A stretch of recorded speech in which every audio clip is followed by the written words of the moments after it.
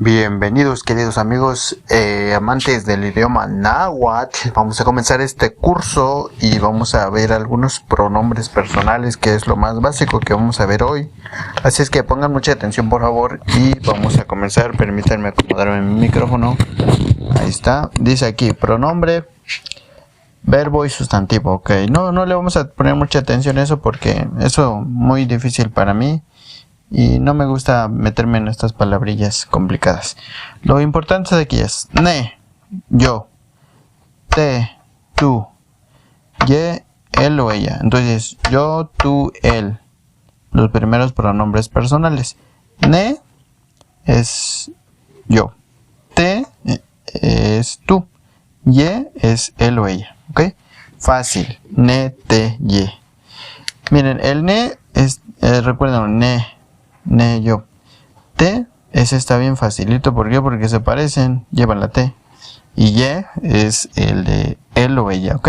Ya lo tenemos. Pasamos con los verbos. Vamos a conjugarlo. Por ejemplo, ne, nikoni. Nikoni es del verbo beber. Beber. Entonces dice aquí, ne, nikoni. Yo bebo. Ne, nikoni, atl. Atl significa agua. Pasamos. Siguiente. Te. Tú. Tigneki, verbo kineki, pero ya está conjugado. Quieres. Entonces dice te, tigneki, tlaxcal. ¿Quién no se sabe el significado de tlaxcal? Todos los mexicanos. Tlaxcal es tortilla. Hasta incluso hay un estado que dice Tlaxcala. Viene de la palabra tlaxcal. Entonces te, tigneki, tlaxcal. Tú quieres tortilla. Aquí si ustedes lo dicen aquí, tigneki, ya lo están dando a entender, quieres. Pero lógicamente para que se entienda y vean de dónde viene ese verbo conjugado, le ponemos el te, que es te, tigneki, tlaxcal. Tú quieres tortilla. Repitan, te, tigneki, tlaxcal. Te, tigneki, tlaxcal. Y por último tenemos el ye. Ye o él o ella. Ye, kipia, del verbo tiene.